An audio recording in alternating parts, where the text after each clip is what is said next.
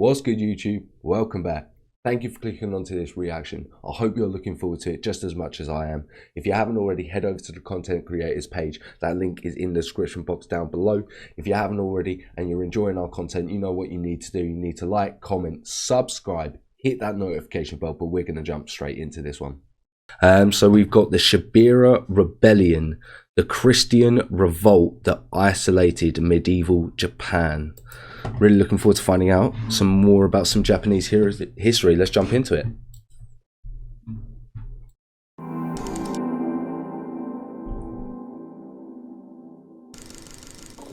In the year 1638, a brave mob of impoverished peasants in the far west of Japan, led by a 16-year-old boy, rose against their cruel samurai overlords, openly defying one of the most powerful warriors in the world.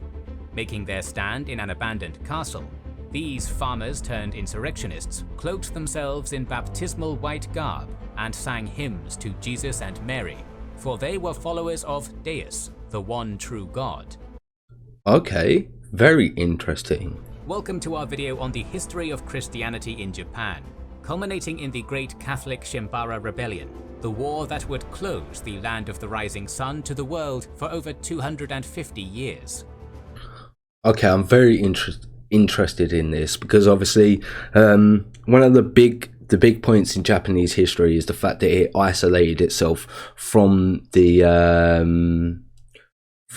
rest of the world. So I'm definitely interested to find out what it is and why. One of the reasons for that, you know. Once that wait was over, Japanese produce could be sold to the world, and we've a perfect example in our sponsor, Tokyo Treat and Sakura Co. It's a monthly snack box subscription service that provides a curated selection of snacks that are only available in Japan, such as Sakura, and explaining the Japanese culture around them. I'll see if Jack's free. Check out either box via our links in the description, and use our code KINGS to get $5 off your first order. Our story begins in the early 1540s, when the Portuguese, having been given dominion over all non-Christian lands to the right side of a line, I've dropped Jack a message to see if he wants to come over, so we'll see. Drawn by the Pope, had rounded Cape Horn, penetrated into the Indian Ocean, and emerged upon the South China Sea into Kyushu Isle. Generally speaking, the haughty samurai thought little of these newcomers, who they called southern barbarians. Nevertheless, the Portuguese had arrived. It's so funny, you know. To whatever culture it is, the outsider seems like barbarians, but yet, like, obviously in this situation, the Christians think that they're coming to enlighten the Japanese, you know, whereas the Japanese think that they're barbarians. You know, it's just they think the same way of each other. But yeah, it's the contradiction is just so entertaining. Arrived in Japan at an opportune time. For nearly a century, the entire country had been fractured as a patchwork of independent fiefs ruled by samurai warlords called daimyo regularly clashed against one another in a bloody and endless battle royale. Before long, the Portuguese found a niche for themselves. The matchlock arquebuses they introduced became a game changer in local warfare, while they really were. Just projectile weaponry was such a game changer in warfare in general.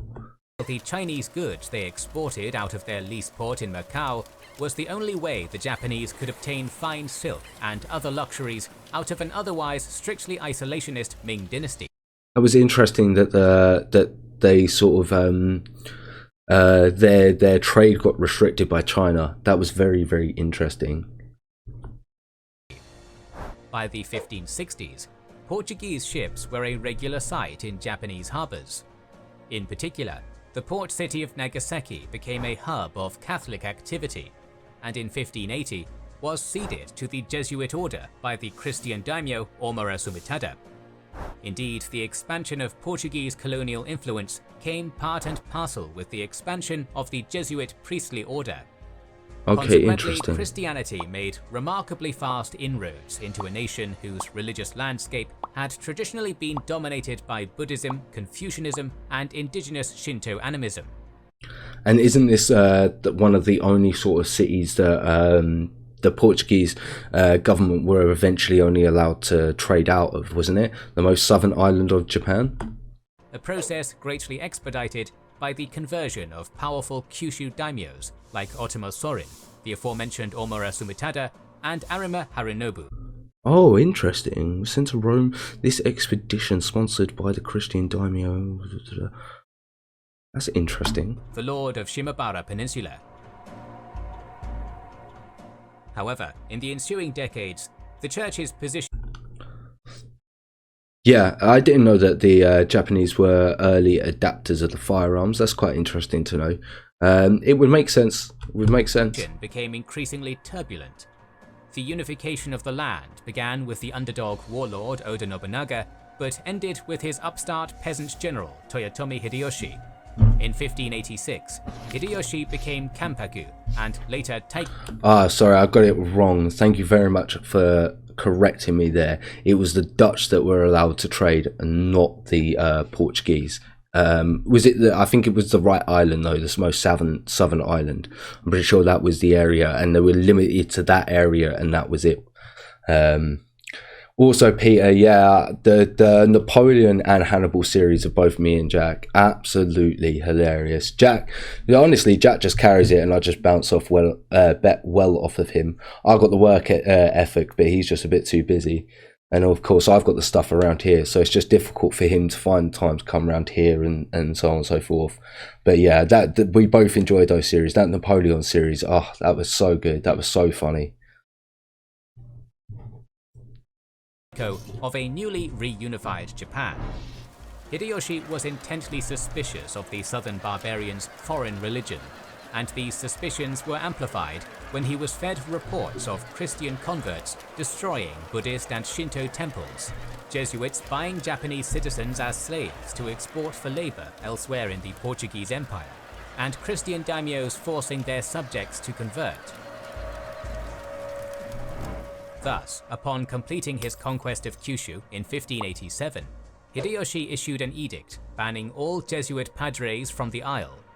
Furthermore, Nagasaki was seized from Jesuit control a year later. However, the expulsion edict wasn't enforced, for Japan had become heavily dependent on Portuguese trade, and priests were hard to separate from the traders. Okay, that's interesting. So they sort of embedded themselves within the area, so they couldn't fully get them out. So, off the record, Hideyoshi turned a blind eye to the Jesuits as they quietly continued their missionary work in secret. However, Hideyoshi's lingering reservations about Christianity flared back up in 1593, when Franciscan friars arrived in Kyoto from Spanish Manila and began to openly and loudly proselytize to the locals, ignoring the pleading of the Jesuits to be subtle and secretive about their missionary work so as not to provoke Hideyoshi into actually enforcing his expulsion edict. So this person here just these people and this mission here come in and ruined it for the other people who were just doing the slow game, whereas these ones just wanted to preach it, and obviously that was going to cause a lot of repercussions to come back to them. This, among other things, provoked Hideyoshi to revisit his edict in full force. Of course it was going to. What do you expect? 1597, he enacted terrible persecution, torturing and crucifying 26 prominent Catholic leaders, both European and native Japanese, for all to see in Nagasaki. That's a bit far. That's a bit far. Afterwards, the Taiko surely intended to wipe out the foreign faith entirely, but he never got the chance. For a year later, he died after an ill-fated attempt to conquer Korea. As a still recently united Japan fell under the control of a regency council of the land's 5 most powerful daimyos, the persecution of Catholicism abated. However, the Jesuits would soon have other problems to contend with. Of course they would. In 1600, the Dutch ship Liefde made landfall in Bungo. At present, the Protestant Netherlands were embroiled in a fierce religious war with the dual Spanish-Portuguese monarchy, and their presence in Japan was a serious threat to the Catholic foothold in the country. Meanwhile, two of the late Taiko's regents, Ishida Mitsunari and Tokugawa Ieyasu, started a massive civil war, which ended with the Battle of Sekigahara in 1600. Okay, yeah, of course, vanquished his of course. foe. Henceforth, the Tokugawa shogunate, the polity that would rule Japan for the next 250 years, was established. Completely, like, for a second there, I was like, wait, what period are we on? And then, yeah, obviously it clicked. It clicked. The first Tokugawa shogun was initially friendly to the Jesuits, signing 3 letters patent allowing Jesuit missionaries to spread their faith openly once more, which more or less revoked Hideyoshi's expulsion acts of 1587. For a few scant years, Christianity boomed in southern Japan, with the number of believers in the entire country swelling to 750,000. That's a big jump, right? And Nagasaki becoming a veritable Rome of the Far East. This, however, was not to last, as soon Ieyasu's opinion on Catholicism began to sour. The reasons for this were manifold. The shogunate likely feared how rapidly their subjects were converting. Yeah, it's like I said, that was a big jump. Like Hideyoshi before them, feared how the Jesuits might empower their Christian daimyo vassals to rise against him. Increasing opposition to Christianity by the Buddhist, Confucian and Shinto establishments contributed to major social unrest. Finally, in a poetic symmetry with the emperors of Rome over a millennia ago, there was also the concern that the Christians' highest loyalty was not to the Caesar of the land, but to their god. That also makes sense. The obviously for the Japanese culture, the emperor, and in this point the daimyo, who was the one who sort of ruled for the emperor, for them to be held in the highest regard is what they wanted within their culture. So if you got another religion who's saying there's a other being that is higher than the being that your culture wants you to put at the top of its hierarchy, of course that's going to cause issues. Of course that's going to cause the opposition, in this case the Japanese culture and the emperors and the daimyos, to make a decision, probably force you out. I'd understand why you would sort of come to that conclusion if you're trying to achieve what you're trying to achieve from the Japanese empire's point of view. With all that considered, perhaps the most significant influence on Ieyasu's increasingly... Yeah, exactly. The emperor was considered god, and then obviously the daimyo was obviously serving the emperor. So he was like the second below him. So that's why the daimyo didn't want that conflicting thought process to be within the region. The anti-Catholic sentiment were those other Christians. Indeed, in 1609, the Dutch had been permitted to set up a factory on the small island of Hirado. Soon, the shogunate realized these new red-headed barbarians could fill the same foreign trade niche the Portuguese did, and were willing to do so without imposing the intervention of their missionaries and priests. So that's why they allowed the Dutch and not the Portuguese to stay. Catholics were no longer a necessary evil in the eyes of the Tokugawa regime, and soon the sword of Damocles began to fall upon their necks. Between 1612 and 1614, Ieyasu weaned his nation off the Iberian trade, confining the Portuguese to Nagasaki. He then outlawed the Christian faith among his subjects, and ordered the expulsion of all foreign missionaries from the realm. However, eradicating Christianity was more complex than simply expelling the foreign priests, due to the hundreds of thousands of natives who were now believers. Thus, despite being banned from public life, Catholicism endured as an underground faith in its traditional Kyushu strongholds. Once again, it would. Once you have that belief isn't going to leave, and then you're going to think it's even more justified because people are saying that you shouldn't sort of follow through with it. Yeah. Moreover, while most European missionaries were indeed deported to Macau and Manila, a small number managed to stay in the country and continue to administer their flocks in secret. Nevertheless, the shogunate continued to ruthlessly root out any secret believers. Villagers in formerly Christian-dominated towns were forced to register with local Buddhist temples, and by 1631, peasants were made to tread upon holy images to prove their apostasy and tortured if they refused to do so. Tortured if they refused to do so as well. Ieyasu's grandson, Tokugawa Iemitsu, came to power, it became clear that the eradication of Catholicism had become a permanent policy for the Tokugawa regime. It is here, finally, that the stage is set for the Shimabara Rebellion, the revolt that would close Japan to the world for 250 years. I see. At its core, the Shimabara Revolt was not actually born as a Christian movement, but rather was a peasant insurrection against the economic tyranny of their samurai overlords, which took on a distinctly Christian character.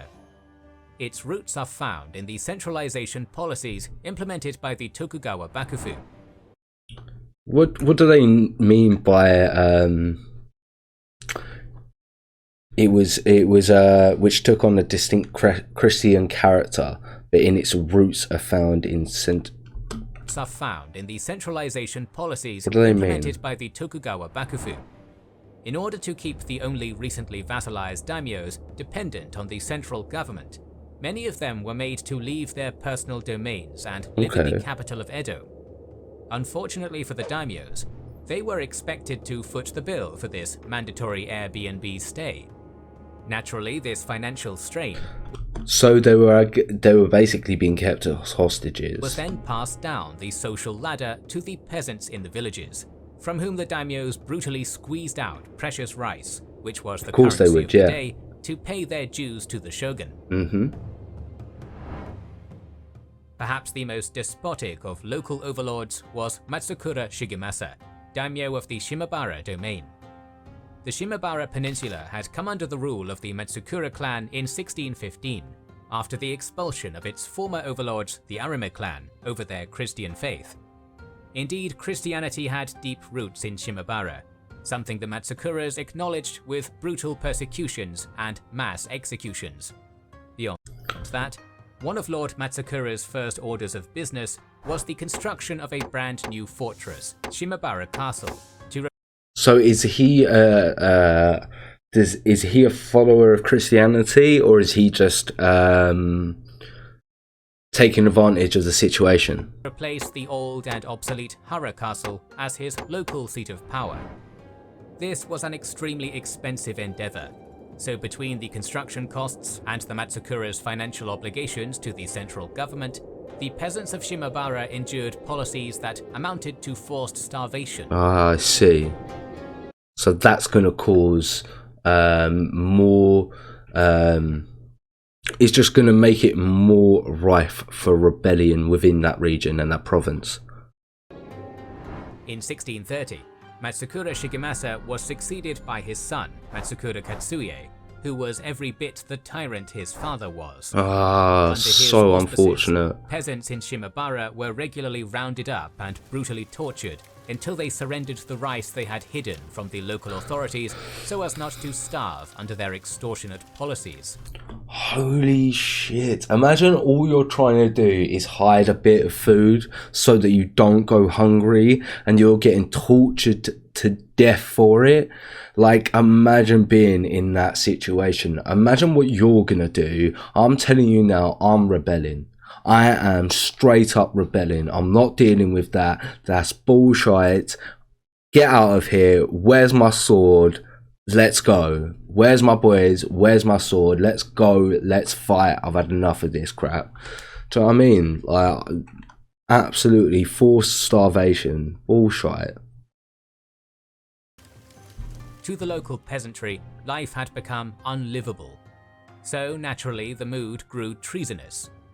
Then, on December 17th, the pregnant daughter of a village headman was seized and tortured due to his father's tax debts. The father, thrown into a rage, rallied a mob and attacked. damn straight you're rallying a you're rallying a mob. If my pregnant daughter got tortured just because of some debt, oh my God, don't you believe I am going to try and F you up. I am going to try and come and F you up. Do not lay a finger on my daughter, or I'd be so angry. The local magistrate responsible. You have also got a good point though there. Like, you can't rebel on an empty stomach, can you? Killing him. According to traditional accounts, this event was the spark which quickly fanned into the roaring flame of revolution. The fate of Shimabara was now on the line, and on an even grander scale, the fate of Christendom in the land of the gods. In the beginning, the revolt was highly spontaneous, as the entire populations of almost every village across the Shimabara Peninsula rose up in violent catharsis against their local magistrates in reprisal for the decades of economic and religious persecutions they had endured. Oh really? It happened quick. It happened that spontaneously, and it was more than one city at once, just sort of all kicking off at the time. That's crazy. Alongside the peasants in Shimabara, the small folk on the island of Amakusa also rioted against their equally cruel overlord Terasawa Katataka. As it often is with revolutions, a leader was needed to rally around. In this case, the battered peasantry found it in a 16-year-old boy named Amakusa Shiro. Little is known about Shiro, other than that his baptismal name was Jerome, and he was born to secret Catholic parents. Okay. Allegedly, Shiro was the product of a divine prophecy, which stated that, 25 years after the foreign padres had been expelled from Japan, God would return to the Isles in the form of a 16-year-old boy and save the people of the true faith. Where did that prophecy come from? Who come up with that prophecy? Where did it come from? Very interesting. Or was it made around him once he was sort of becoming this sort of figure? Was that then sort of made to him? Hey Melkor, hope you're good. Indeed, at the outbreak of the rebellion in 1637, 25 years had passed since Ieyasu first issued his expulsion of the priests, and Amakusa Shiro was in fact 16 years old. With that said, Jerome was likely just a symbolic figurehead. Yep. True power likely lay in a gang of 5 local Ronin, masterless former samurai who had been stripped of their warrior status for being on the wrong side of Sekigahara. That's interesting. Before long, disparate peasant rebel bands began coalescing together into larger armies. At this time, the Lord Matsukura was in Edo, and had left the governance to his subordinate, Okamoto Shinbei, Castellan of Shimabara Castle. Underestimating the severity of the threat, Shinbei sent a token detachment of 300 musketeers and 15 mounted samurai out of the castle to Fuke, where he had heard reports of the 15 was that? So 300 musketeers, and it was 15 severity of the threat. Mounted Shinbei knights, sent a yeah. token detachment of 300 musketeers and 15 mounted samurai out Okay. of the castle to Fuke, where he had heard reports of the rebels gathering. There, the professional Matsukura bannermen were taken by surprise. Rather than riding down a disorganized peasant rabble, they were themselves ambushed by a coordinated force of over 1,000 men, not just with farmers. So 1,000 men, and like they're about to say, they weren't just armed with what they found around the area. They had muskets, not muskets, they had gunpowdered weapons. That's absolutely insane. And it was a well-timed ambush as well.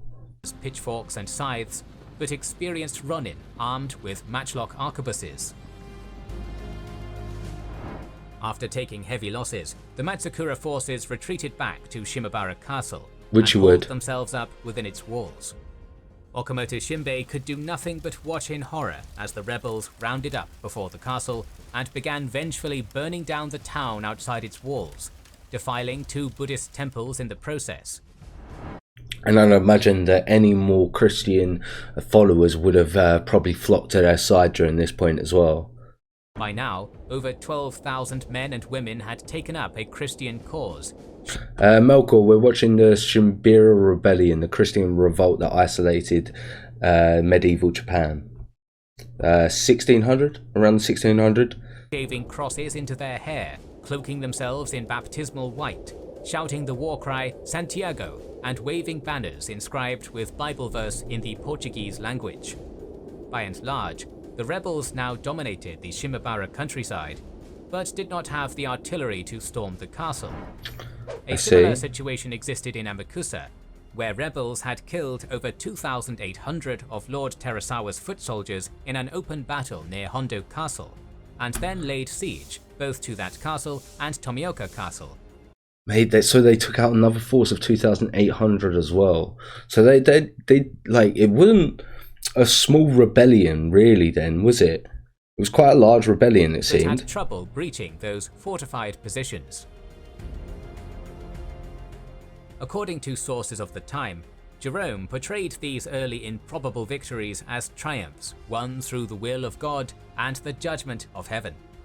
However, the fact was that despite them, the initial blitzkrieg of the Christian rebels had been halted, for try as they might, their attempts to storm the castles of Shimabara and Amakusa came to naught. Okay, there's me being proven incorrect once again by the video. Always fun. Furthermore, the daimyos of neighbouring realms in Kyushu had begun assembling their forces, meaning the rebels would soon be outmatched on the open field. Without other recourse, the rebel bands in Amakusa linked up with the ones in Shimabara. I can also imagine, with that little side note, it's saying that the area was a wasteland, most of the villages were abandoned and many burnt down. I'll also imagine that there was barely any natural food resources now. A lot of the game probably was sort of fought over by everyone, so was scarce, and then of course the agricultural side must have been decimated during this period.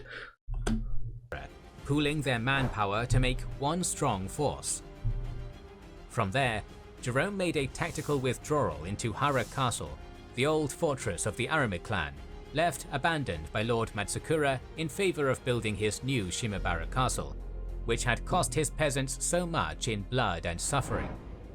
Anywhere between 25,000 to 37,000 rebels, men and women alike, filtered into Hara Castle, and by January 27, 1639, a giant crucifix had been raised above its ramparts. Here they would make their stand. So this is where they decided to make their final stand. By now, reports of the rebellion had flooded into Edo, and Tokugawa Iemitsu was furious. In the eyes of the Bakufu, this was exactly the type of Christian revolt, no doubt born of Portuguese meddling, that they had been afraid of. Never mind that all this had been brought on by the cruelty of his own vassal lords. Either way, these insolent peasants in the backwater dregs of Japan had to be crushed utterly to set an example. In the beginning of February, a sea of samurai had appeared before the rebel stronghold. Its spearhead was a 50,000-strong contingent of shogunate forces, led by the 50-year-old general Itakura Shigemasa, complemented by contingents of vassals, including the personal levies of the Terasawa and Matsukura clans, on whose lands the rebellion took place. This is a large force though, right? It was a force that numbered in the hundreds of thousands, assembled to crush a band of peasants a fifth their number. Holy mother of God, that's overkill, right? Nevertheless, Jerome's rebels had been preparing. During their enemy's approach, they had fortified the derelict Hara Castle into an impregnable redoubt, as holes in the walls were plugged up, and local bamboo forests were cleared to build new watchtowers along the battlements. Okay, that's useful for their side. Hara Castle was positioned well, protected by marshy wetlands on its front-facing side and the Pacific Ocean on its back. Ooh, very strong. For these reasons, General Itakura held his troops back from wholesale assaults, instead focusing on fortifying his position by building Yagara siege batteries, which ultimately proved ineffective at breaching the castle's walls. Oh, that's a shame. I was about to say I thought that was quite smart, but at least he tried. At least he tried. Because again, you don't want to go for a direct attack like at the moment, it seems. Meanwhile, He also ordered his laborers to begin digging a tunnel directly under the castle, but this was thwarted when the defenders heard the sound of digging and flooded the tunnel with feces and urine, forcing the besiegers to abandon the project. That's horrible, but that's very creative that they're trying these things. That's smart that they're not trying to go for this full frontal attack straight away. A few weeks later, General Itakura heard some distressing news. The Edo government was sending him reinforcements, led by Lord Matsudaira Nobetsuna. Itakura knew that he would be disgraced if he could not defeat these peasants without outside aid, so he kicked his forces into gear. On February 3rd, they ordered a preliminary assault on the fortress, but this was repelled by the well-entrenched rebels, largely due to the deadly accuracy with which they fired their matchlock arquebuses. Then, on February 14th... Imagine just trying to do a full frontal attack, getting shot by arquebuses. Just imagine dealing with that. Itakura ordered another attack, this time with himself at the head. This would be the last poor decision he ever made, for alongside 4,000 of his own men, the general was killed.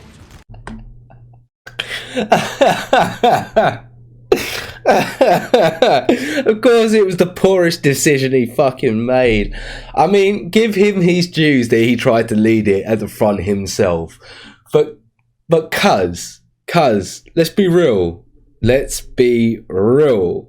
It's like running in front of bullet fire is just not a good idea, cuz you kind of deserve to die. Sorry.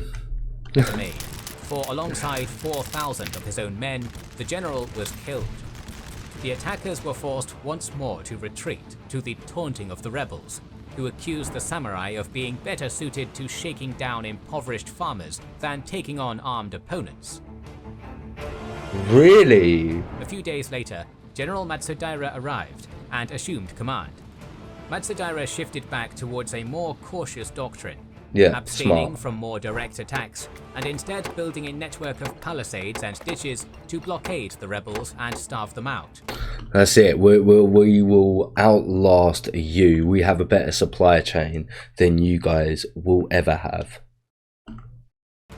Meanwhile, he had word sent to the Dutch factory in Hiredo, asking the Hollanders for aid, which was ironic given that the banning of Christianity had been enacted largely to prevent Europeans from meddling in Japanese affairs.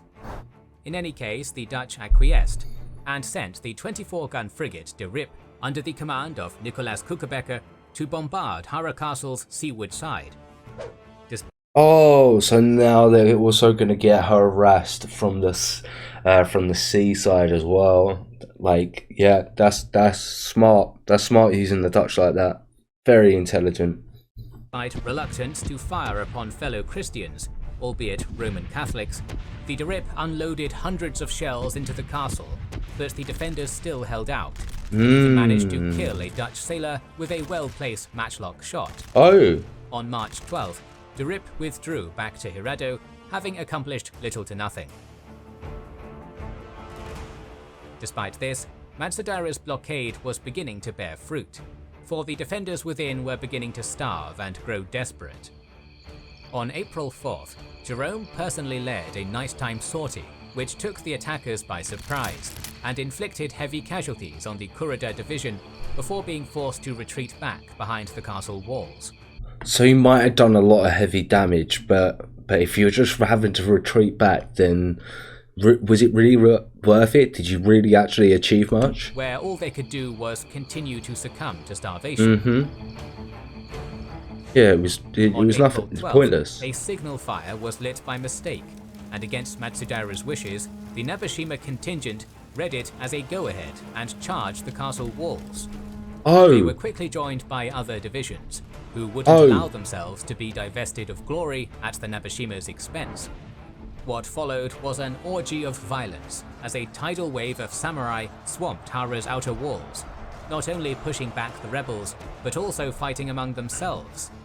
Despite the disarray... it was just that confusing that they started fighting between themselves as well. With the shogunate advance, Jerome's faithful were utterly emaciated and also now lacked ammo for their matchlocks, which had been crucial in repelling the earlier assaults. Regardless, they held the line for 2 days, but on the 14th, the defences began to crumble and the castle began to burn. By the 15th, the battle had turned into a mass execution. The rebels, man, woman and child alike, were cut down to the last. The boy Messiah too was found and slain. His head would later be displayed on a pike in Nagasaki, a warning to all other Christians left in the realm. Ooh, they really wanted to eradicate Christianity and all thought process of Christianity as well. Do you really want to risk it? Look at this boy Messiah. Look at what even happened to him. The Shimabara Rebellion would remain the biggest single conflict within the borders of Japan until the modern age, and the political and social ramifications it had on the realm were enormous. Broadly speaking, it was the event which closed Japan to the world for the next quarter millennia. Although Europeans probably had little to no role in the revolt, Shogun Iemitsu was absolutely convinced that the Christian peasants had been spurred on by the Portuguese. So yeah, which I don't think was the case. I just think it was just a catalyst of the situation at that point in time. in 1639, every single Portuguese was expelled from Japan, ending their near century-long presence in the land of the rising sun. The Dutch, in part due to their age during the rebellion, were allowed to stay, but were confined to a tiny artificial island, Dejima, so they could not spread any dangerous foreign ideas into Japan proper. Literally, so they were properly isolated within Japan. For the next 250 years, until Commodore Matthew Perry forced the country open in 1854, the Hollanders would be Japan's only lifeline to the outside world. I bet the Dutch felt like that they had such a monopoly on that trade as well. And I bet for such a long time they thought they were going to have that always to themselves, and they felt like it was their own little colony, maybe. As the land of the rising sun closed its doors, so too did its age of Christianity end. At least so it seemed. Despite being completely banned from public life, secret Christian communities, remarkably, survived underground for over 200 years. I think that's quite surprising that they survived for 200 years, personally. Passing on their clandestine faith from generation to generation, despite being totally isolated from the rest of the Christian world. Then, when Japan re-emerged onto the world stage during the Meiji Revolution, these hidden Christians were free to finally emerge from the shadows and prove that the legacy of the rebels at Hara Castle had never truly died. More videos on the history of Japan are on the way, so make sure you are subscribed and have pressed the bell button to see them. Please consider liking, commenting and sharing, it helps immensely. Our videos will... That was another good series. Kings and Generals make amazing content. Haven't already, head over to their page, like, comment and subscribe. You know what to do. You know what